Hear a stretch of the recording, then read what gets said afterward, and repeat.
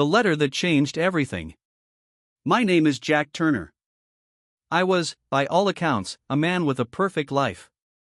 I had the dream wife, the 2 beautiful kids, the house with the white picket fence, and a promising career as a financial consultant. Everything I ever wanted seemed to fall into place like some picture-perfect Instagram feed, flawless and untouchable. My wife, Emily, and I had been together since college. We were that couple everyone envied, high school sweethearts turned into a married couple with an adorable little family. We rarely argued, and the love between us always seemed to be unwavering. Emily was my best friend. We spent weekends together, sometimes taking spontaneous trips to the beach or hiking in the mountains, just enjoying the simple pleasures of life. Our kids, Lily and Ben, kept us busy but filled our home with laughter. I couldn't have asked for more. But what do they say?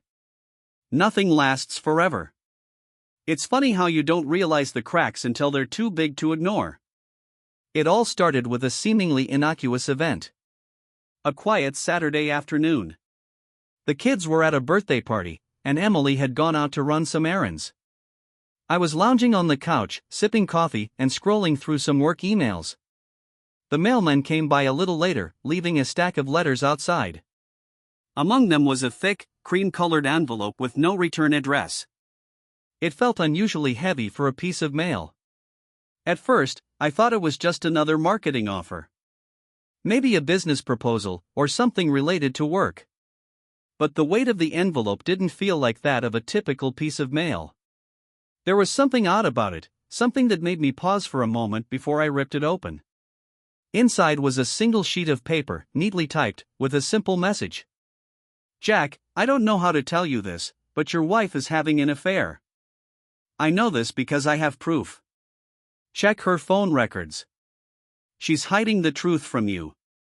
I blinked in disbelief. My heart stopped for a second. It didn't make sense. Emily? The woman I had shared my life with for over a decade? No way. This had to be some kind of cruel joke, right? I laughed to myself nervously, crumpling the paper up and tossing it into the trash. My mind kept telling me it was just a prank, someone having fun at my expense. But as I went back to scrolling through my emails, the words from the letter kept replaying in my head. I have proof. What did that even mean? It didn't sit right. I had to admit, a part of me was curious. But I dismissed it. After all, what kind of person would send something like that? Was I seriously going to let some anonymous letter dictate my peace of mind? For the next few days, I tried to forget about the letter. I focused on my work, went to the gym, and spent time with Emily and the kids, trying to keep everything as normal as possible. But the nagging feeling wouldn't go away. It wasn't like me to doubt Emily. She had always been kind, supportive, and loving. Still, something about that letter was eating away at me. It didn't help that, lately, Emily had been distant. Not in any dramatic way, but enough to make me wonder. She was on her phone a lot more, often excusing herself to take calls or retreating to her office for hours at a time. It could have been work, I told myself. Maybe she was stressed about something at work, or dealing with a personal issue I wasn't aware of. One night, after putting the kids to bed, I stayed up a little later than usual. Emily was in the shower, and I was alone in our living room. That's when it happened. I glanced over at her phone on the counter. She had left it unlocked, her screensaver showing a picture of the 4 of us at a family barbecue. For a moment, I hesitated. Was I really going to do this? Was I really going to invade her privacy? But then I remembered the letter. The words. The proof. My curiosity got the better of me. I picked up her phone, trying to ignore the knot that was forming in my stomach. I started by checking her text messages. At first, everything seemed normal.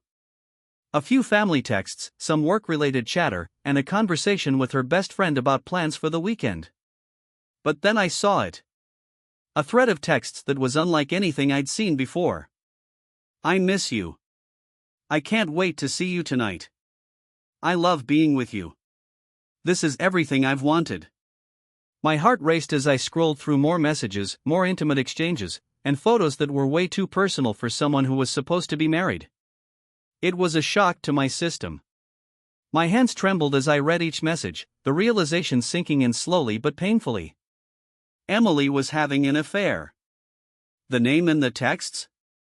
Mark. I knew of him. He worked with her at the marketing firm where she was a senior manager.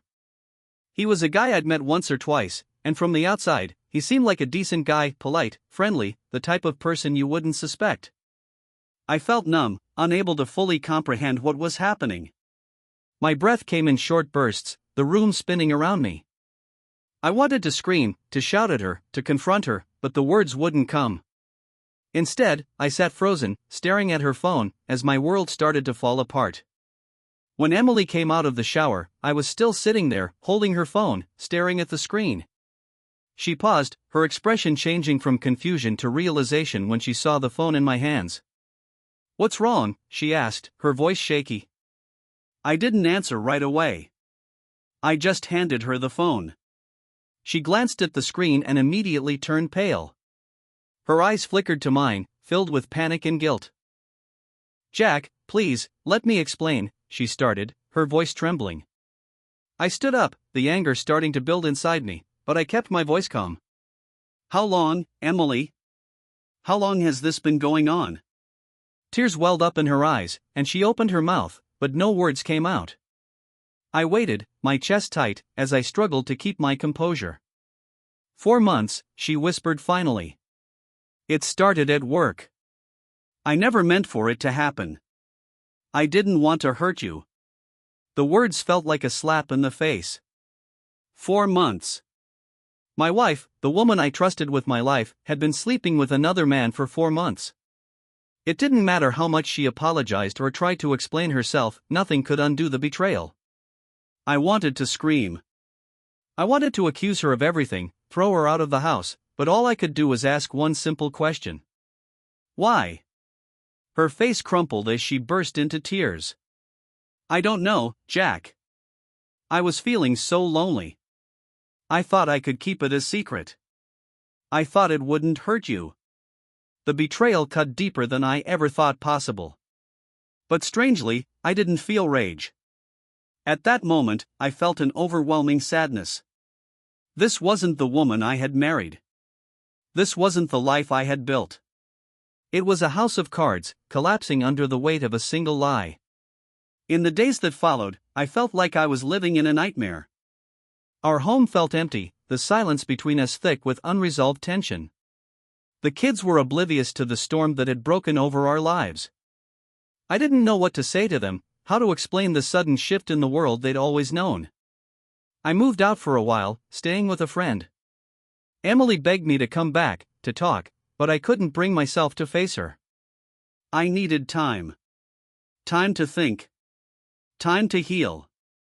During those weeks, I found myself spending more time with my kids, realizing just how much they needed me. I poured myself into my work and started seeing a therapist. Slowly, I began to rebuild my life, piece by piece. It wasn't easy. The pain lingered, and the anger still burned in my chest, but something inside me shifted. I realized that I had to forgive, not for Emily's sake, but for mine. Holding on to the anger would only keep me chained to the past. Months passed before I was ready to talk to Emily again. We sat down together, and I told her everything I had learned. We talked openly about our relationship, the mistakes, the communication breakdowns, and everything that led us here. We didn't have all the answers, and I wasn't sure we'd ever be able to fix everything. But I knew I couldn't go on living in the past. We both agreed to part ways. Our marriage was over, but we would continue to co-parent our kids and work on being friends for their sake. As painful as it was, I felt a sense of closure. The affair, the lies, the heartbreak, it was all a chapter in my life that had ended. But I wasn't the same man I had been before. I was stronger, wiser, and more aware of what truly mattered. The years that followed were filled with personal growth. I traveled, rediscovered my passions, and deepened my relationships with friends and family. I didn't let the past define me. I learned to forgive not just Emily, but myself, too. The road to healing wasn't easy, but it was worth it. If you found this story helpful or relatable, please like, comment, and subscribe.